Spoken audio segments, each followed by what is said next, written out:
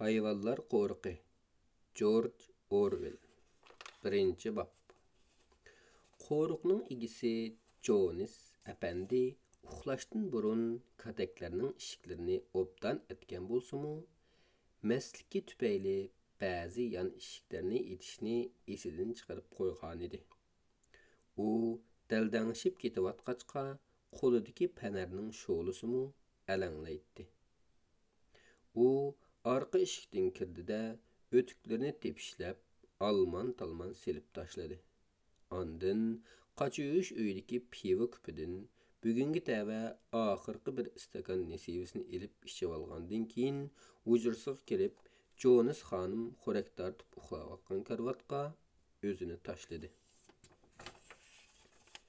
Çıraq ötüşüge qotan və kataklarının içini hayvanlarının yenik devişi bir aldı. Mundaq bir xəbər kündüzdülə tarqalğan idi. Eytilishçe, qeri mayor, burun mukopatqa nail bo'lgan eliq qavan, oldingi kechisi ko'rgan g'alati tushini boshqa hayvonlarga so'zlab bermoqchi bo'lib demish.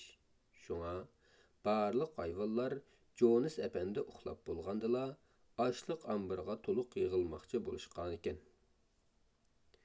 Qeri mayor, gerçi u ayni yillari Wellingtonning Barnasi sübtida ko'rgazma qilingan bo'lsa-mu, kishilar uni shundoq atab kelishgan edi. Qo'riqda yuqori inovatga ega bo'lib, har bir hayvon birer soatlik uyqusidan kechib, uning nima deydiganligini anglashga rozi edi. Ochliq ambirining bir beshida supi bor edi. Mayor allaburun supidagi paxal karvatga o'rlashtirilgan edi. To'g'risidagi limg'a esib qo'yilgan panar uning ustida sangilab turibdi. U 12 yoshga kirgan. Yaqindan beri azroq semirib qolgan bo'lishiga qaramay, yanala salobatlik edi. Gerçi uning qo'ziq tishlari texi o'smagan bo'lsa-mu, parasitlik mo'ysipitdek ko'rinadi. Uzoq o'tmayla boshqa hayvonlar yetib kelishdi-da, o'z odatlari bo'yicha joy elishdi. Oldi bilan Blobel, Jesse, Pincher isimlik 3 it yetib keldi. Keyin yetib kelgan bir necha cho'shqa supuning oldidan o'rin oldi. Mekiyallar deriz taksisiga chiqdi. Kaptarlar to'g'risidagi badiralarga qo'ndi. Kala va qo'ylar cho'shqalarning kaynidan o'rin elib ko'shab yetishdi. Ikki at tangli kirib keldi. Harvi tartadigan bu japokash atlarning birining ismi Boxer, yana birining ismi Clover edi. Ular o't-cho'plar arasida birer kichik canavar bo'lib qolmasin degandek yungluq putlarini avaylab ilishatdi. Clover bijirim, amdila o'ttir yoshning qarasini olgan bo'lsa-mu, to'tni tuqqandan keyin burunqi latopini saqlab qololmagan edi. Boxer to'lim qomatlik bo'lib, bo'yi 6 inglizcha keladi. Kuchi odatdagi 2 atning kuchi bilan barobar edi. Uning putig'icha so'zilgan oq qoshqisi uni salpal kalva chiroy ko'rsatib qo'yadi. Gerçi u odatdan tashqari aqlliq bo'lsa-mu, o'zining chidamchanligi va ishchanligi bilan hammaning hurmatini qo'zg'aydi. Atlardan keyin yetib kelgini oq o'chgan Moril bilan eshak Benyaminlar bo'ldi.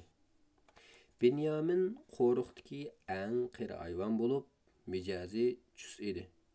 U odatda jiq gap qilmaydi. Ammo og'zi ichildiganlar bo'lsa, masxarlik afsona gaplar to'kiladi.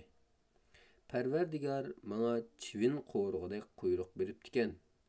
Menchi bo'lsa, chivin bilan quyruqning har ikkisini Parvardigorga qaytirib o'tgan bor, deydi u. U zodli kulmaydi. Boshqalar "Nimishqa kulmaysan?" deb so'rasa, "Bu jahonning kulgudek nimasi bor?" deb javob beradi. U og'zida demisimu Boxerga bek qoyil edi. Ular har yakshanbada bog'ning keyinlik o'tloqda bir-biriga yonma-yon turib, un-tinsiz o'tlaydi.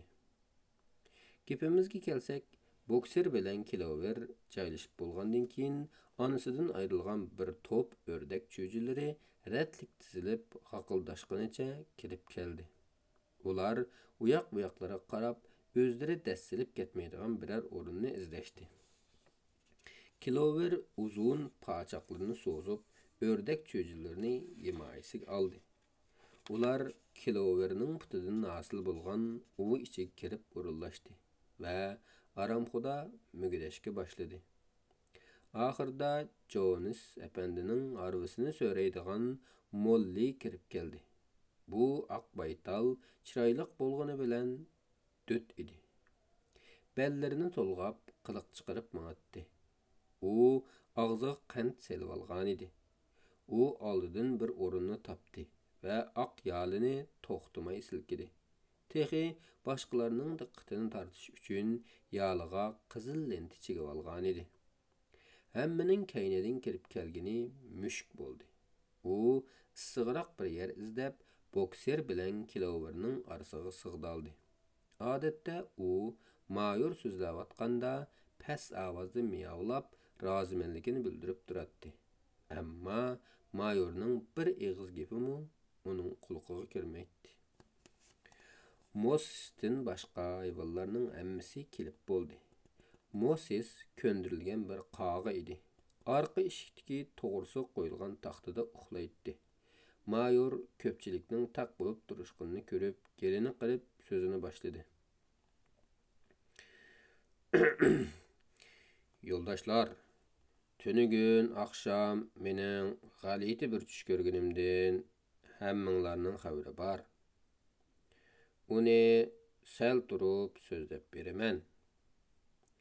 Oldi bilan boshqa bir ishni day.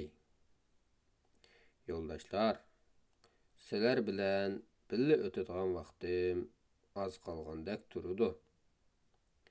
U dunyoga ketishdan burun aql farosatimni sizlarga qoldirib ketishni burchum deb bilaman.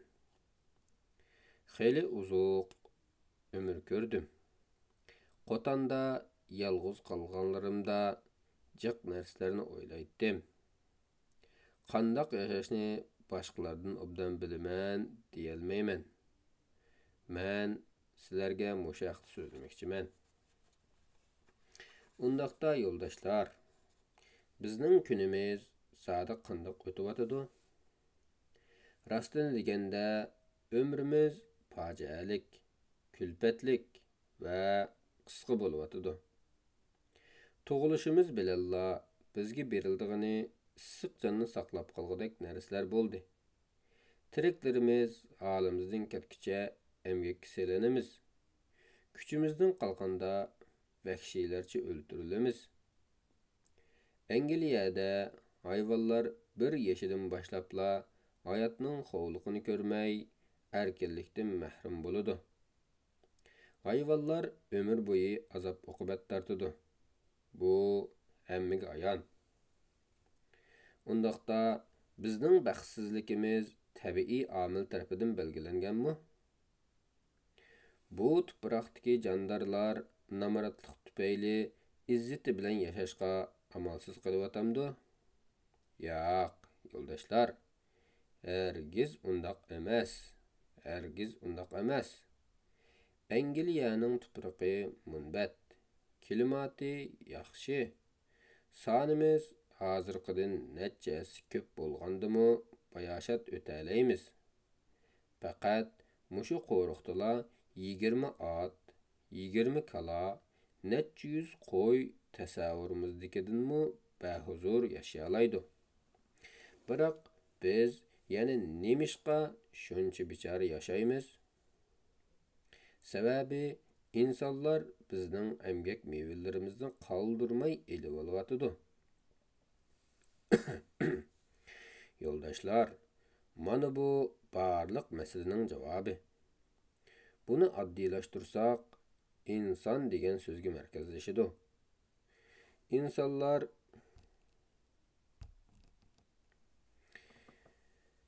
Insonlar bizning ashaddiy dushmanimiz. Ularning boshqurishidan qutulsaqla, qo'rsoq to'ymaydigan, tügüməz əmgək silinadigan günlərdən qutulamiz. Canlıqlar içində faqat adamlar iste'mol qiladi, ishlab chiqarmaydi. Adamlar süt bermaydi, tuxum tug'maydi. Adamlar so'ram so'rashga yaramaydi. Toshqan tutqudek yugurolmaydi. Ammo ular barliq hayvonlarning xo'jisi. Adamlar hayvonlarni o'lgandek ishlatadi. Ochliqdan o'lib qolmag'idek darajada bir narsa beradi. Nurg'un qismini o'ziga ilib qoladi. Biz əmgikimiz bilan zaminni yashartimiz. Qig'larimiz bilan tuproqni munbatlaştıramiz. Ammo hech bir terimizdan o'zga narsalarga erisholmaymiz. Mana bu kalalardan so'rab baqay. Sizlar oldingi yili qancha ming gallon sut ta'min etdinglar? Talay sog'lom mo'zaylarni boqadigan bu sutlar nega ketdi? Bu sutlarning har bir tomchisini dushmanlarimiz ichib ketdi. Ey mekyallar, oldingi yili sizlar qancha tuxum tug'dinglar? Bulardan nechisi cho'ji bo'la oladi? Tuxumlarning hammasi degidek bozorlarda setilib, Jonisdek odamlarning cho'ntikin to'mpaytdi. Kilover, seni alsaq, sen 4ni qulullading. Qirg'iningda ular sana esqatib, seni aramga chiqarsalar bo'latdi. Lekin ular qayerga ketdi? Ular yeshig' to'shibli setib etildi. Shuningdan e'tiboran ularni faqatli ko'rolmading. Sen qulullading. Etizlarda jafo chekding. Bu ajringa nimalarni ko'rding? Och qolmag'idek qo'tandan bo'lak nimaga erishding? Hatto ular bizning bu fojialik umrimizni tabiiy oxirlashtirib qo'ymaydi. O'zimni olsam, mening ancha dodlig'im yo'q. Har holda ta'lim yomon emas. Men 12 yil yashab, 400 farzandga ota bo'ptiman. Mana bu bir cho'shqining tabiiy hayoti. Lekin hayvonlarning ichida pichoqqa yem bo'lmaydigani yo'q. Oldimdagi munu buduruq cho'shqi kuchuklari bir yilga qolmayla qushxonada chirqirab jon beradi. Bundaq rahimsiz kulfat hammamizning beshida bor. Qo'y, kala, cho'shqa, to'xu deganlarning hammasila bu qismatdan qochib qutulolmaydi. Ot bilan itning taqdiridimi cho'ng farq yo'q. Boksarni alsaq, uning qavul muskillari hamon bir kuni kushidan qoladi. Oxirida Jonis uni ojiz qiri qatorida setib etadi. Uni setib olganlar go'shini pishirib, itlarga ziyofat qilib beradi. Itlarga kelsak, ular qirib, tishlari qolmaganda Jonis bo'yniga kesak bog'lab, atrofdagi biror ko'lga tunjuqtirib o'tadi. Yo'ldoshlar, turmushimizdagi fojialarning hammasi insonlarning mustabid hukmronligidan kelgan. Acaba bu shundoq iniqtirmamdi? Faqat insonlarning hukmronligidan qutulgandala emgak mevalarimiz o'zimizga mansub bo'ladi. Biz shu an hurlik va boylikqa erishimiz. Undaqda biz qanday qilsak bo'lar? İnsanlarning hukmronligini qo'llatish uchun kechini kunduzga ulab ishlashimizga to'g'ri keladi. Yo'ldoshlar, sizlarga yetkazmoqchi bo'lgan uchurum birla. U bo'lsa-mu isyon ko'tarish. Bu isyonning vaqti bir haftadan keyin yetib kelamdi yoki 100 yildan keyin yetib kelamdi, bunisini aniq bilmayman. Ammo adolatning hamon bir kuni ish oshadiganligi 5 qo'ldek ayon. Yo'ldoshlar, ko'p vaqtinglarning qolmaganligini yodinglarda ching tutinglar. Eng muhimi, men yetkazgan bu ushurni avlodlaringlarga yetkazinglar. G'alaba qilganga qadar kurashni to'xtatmanglar. Yo'ldoshlar, saminglarda bo'lsinki, irodanglardan hargiz qaytmanglar. Chiroyli gaplarga aldanıp, tuyuq yo'lga kirib qolmanglar. Mubada insonlar sizlarga insonlar va hayvonlarning manfaati o'rtaq, odamlar boy bo'lsa, hayvonlar ham boy bo'ladi desa, bundaq gaplarga hargiz ishonmanglar. İnsanlar faqat o'zlarining foydasini ko'zlaydi. Boshqa hayvonlarning manfaatini hargiz o'ylamaydi. Biz hayvonlar kurash davomida mustahkam ittifoqlashib, haqiqiy yo'ldoshlikni, qarindoshlik zanjirini yasab chiqishimiz zarur. Barcha inson bizning dushmanimiz, barcha hayvon bizning yo'ldoshimiz. Ko'pchilik orasida tuyuqsiz bir g'alyon ko'tarildi. Mayor so'zlayotganda 4 yo'g'on chashqan o'sidan chiqib, so'ngzayqinicha uning so'ziga quloq selishdi. Biroq itlar ularni bayqab qoldi. Chashqanlar yuk tadek tiz qassila hayotini saqlab qolalaydi. Mayor oldi putini ko'tarib, ko'pchilikni tinchlanishga da'vat qildi. Yo'ldoshlar, bu yerda qaror qilish tegishlik bir ish bor. Chashqanlar va yovatoshqanlarga o'xshash xayri uy hayvonlarini do'stimiz qatorida ko'ramdik yoki dushmanimiz qatoridami? Bu vaqtda qaror chiqarayli. Ko'pchilik, chashqan bizning do'stimizmi? Buni ovoz qo'yayli. Ko'pchilikning ko'pinchisi chashqanni do'st qatorida ko'rdi. Faqat 3 it bilan bir mushuklar qarshi bilet tashladi. Mushukning ham qo'llash, ham qarshi turish bilet tashlaganligi keyinroq baş bo'ldi. Mayor so'zini davom qildi. Tegishli gaplarni deb qo'ydim. Ko'pchilikning samiga qayta selib qo'yayki, mas'uliyatinglarni hargiz unutib qolmanglar.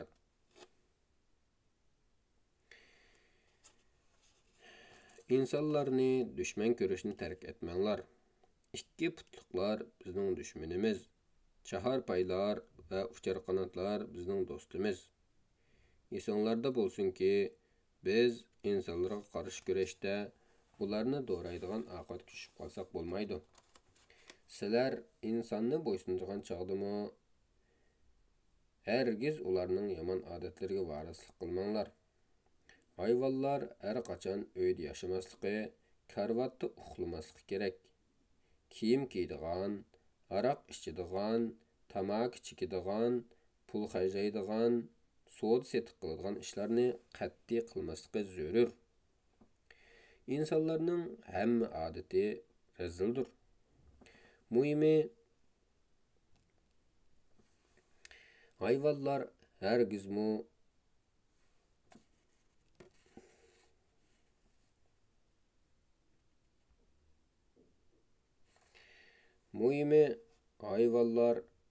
hargizmi o'zining qarindoshlarini bo'zak etmasin.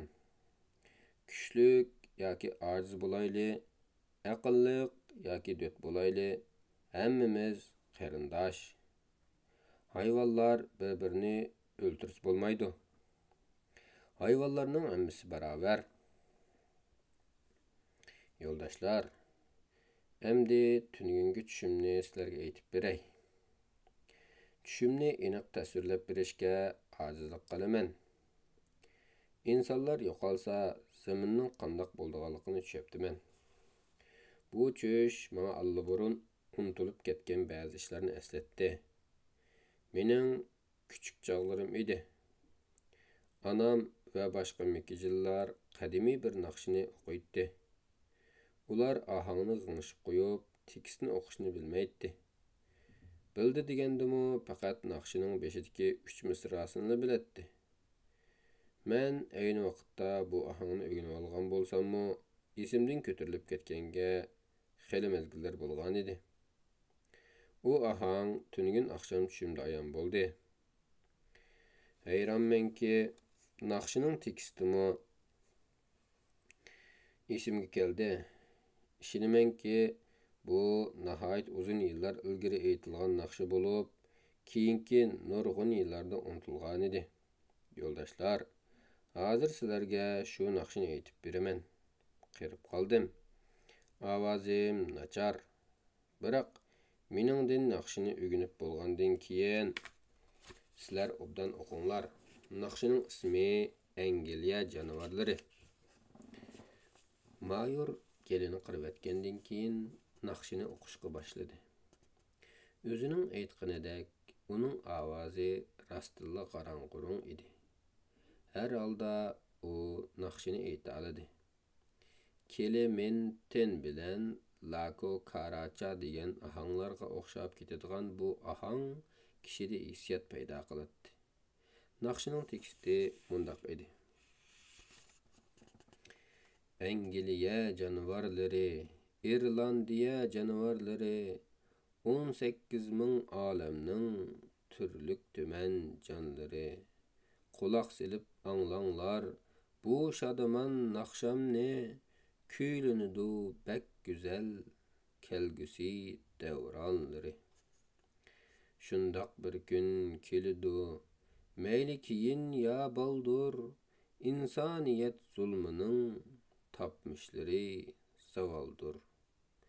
Angliya tupraqı bizge oңça qalıdu, yayrap munbet diyarda barçı jallık xuşaldur. Yoquludu bir günü, çülük çulvur digeller, yelkimizdin şudu, yerik toqum egerler, tügep kessun dat besip, taqalarni yügenni, üstümüzde oynamaz, qamçı degen zəhərlər.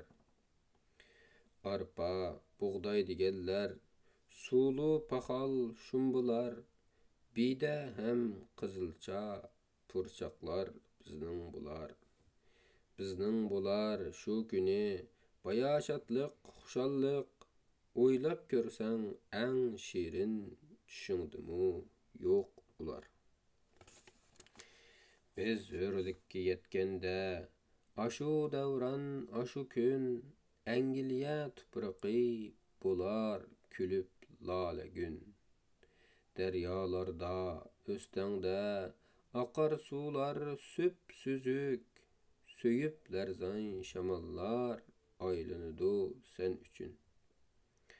Aşu qutluq gün üçün, biz qılımız küreşlər, yaltaymaymız kelsimu, qançı iğir zəhmətlər, meyli kala, meyli at, kürk toxu, yaki gaz, örlük üçün qılımız, her çağ əcir mehnetlər.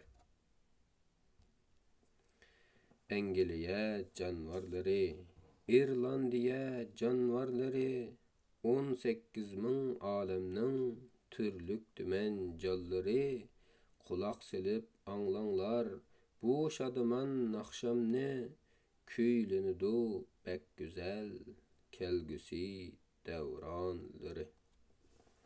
Naqşa hayvallarını ayacağını selivetti.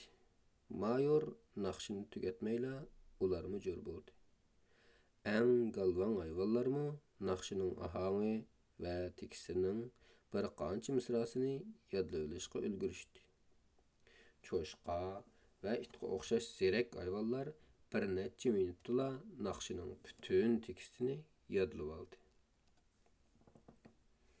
Bir neçe qitimliq meşqten keyin bütün qoruqda Angliya canavarları degen xor kişini ayran qaldırdıgan maslıqda ornulandı. İnekler boğum avazı mörüdü. İtlar yuqori avazda havşidi. Qoylarning ma'rashları, atlarning kishneshlari, g'azlarning g'aqildashlari öz joyini topdi. Naqsha hayvonlarni yoritib o'tdi. Ular naqshini 5 qitim takror o'qidi. Agar kashli yuz bermagan bo'lsa, bu naqshini tun bo'yi o'qib, tongning yo'rug'ini sezmay qolgan bo'ladi. Nihoyat afsus, shavqin suralar Jonas efendini uyg'otib o'tgan edi. U qo'riqqa tulki kirib olgan o'xshaydi deb o'ylab o'rnidan turdi. U hamisha hujrasining bulung'ida turgan ov miltiqini oldi-da, 6 numurliq bir tiziq qo'g'ishin o'qni qorong'ulikqa qaratib otdi. O'qlar ochliq ombirining tomlariga petib ketdi. Hayvonlar terib-yeram bo'lib ketdi. Hamma o'zining o'siga qarab yuguraydi. Quşlar qondaqlarga chiqib olishdi. Tuyaqlıqlar ig'illarga kirib olishdi. Bütkül qo'ruq birdamdila uyquga asir bo'ldi.